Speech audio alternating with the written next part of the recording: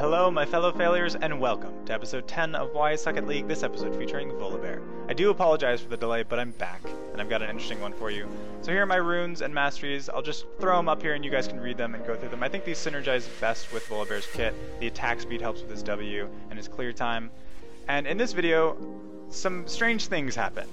As you can see, Warwick and Udyr are doing Baron. We have no idea that they're doing Baron. We're 4,000 gold ahead. I'm 5-1. I think that there's no way they're going to be doing Baron. Warwick was doing really well. He's really farmed, actually, and he has a Blade of the Ruined King as well as his Madrids. The two of them, I should have anticipated it, but there was really no way I could have. I thought we were so far ahead. This is a really risky move on their part, and it pays off. We're trying to invade their jungle. We're really in control of the game, but this Baron turns everything on its head. Ahri and I are both out of position. We do catch out TF, but I die and Ahri dies as well, and this is a huge turning point in this game.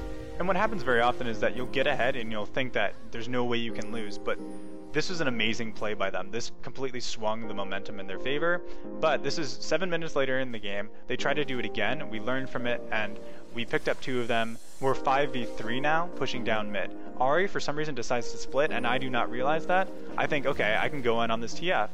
I get a flip on him, I slow him, he flashes out, and we should have had a free inhibitor here and been able to back out. But because we don't have 5, but because I went in improperly, I'm poked down really hard now. Thresh gets an amazing initiate here, he gets a nice box, and they still have Baron. So a 4v3 when we're low is actually a pretty even fight, especially with how fed Sivir is. Ahri now comes in from behind, gets a charm on TF when he tries to come in on us, and Sivir gets one of the luckiest bouncing blades I've ever seen. She then proceeds to 2v1 us with Baron and pick up the PENTAKILL here. So, as a tank, as an initiator, even if someone makes a poor decision like Ahri did to split off, it's your responsibility if you initiate improperly. And I was thinking I wanted to win this game. I knew that their late game was going to be better than ours. So I think I can go in here, but Ahri's not here. If we had managed to combo this with a charm, with another stun, TF is dead, then it's a 5v2, and that's the game. I mean, we could have won the game here, but as an initiator, you need to be mindful of where your team is. Thresh lands an amazing hook. He goes in, gets an amazing box. Our whole team is slowed. I'm unable to go for Sivir. I probably should have flipped her instead of Thresh. Really poor choice on my part. I get really indecisive here because, again, I think I'm really tanky, but they have Baron, and Sivir's fed.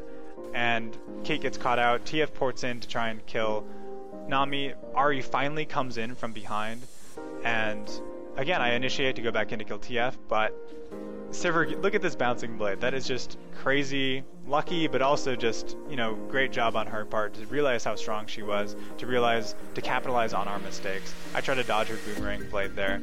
Udyr and Warwick are now up anyway, so they would have managed to clean us up, and they ace us. So now the momentum is completely in their favor. The game that was completely snowballed in our favor is now in their favor. Their team fight's really strong. Watch how they just completely stop our initiation.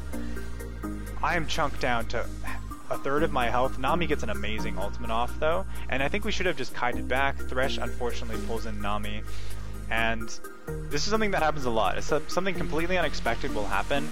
In this case, it was a really good play on their part to get a 21-minute Baron, but the game was still heavily in our favor. We just needed to wait out that Baron and then split push, take towers, take inhibitors, because we still were really far ahead.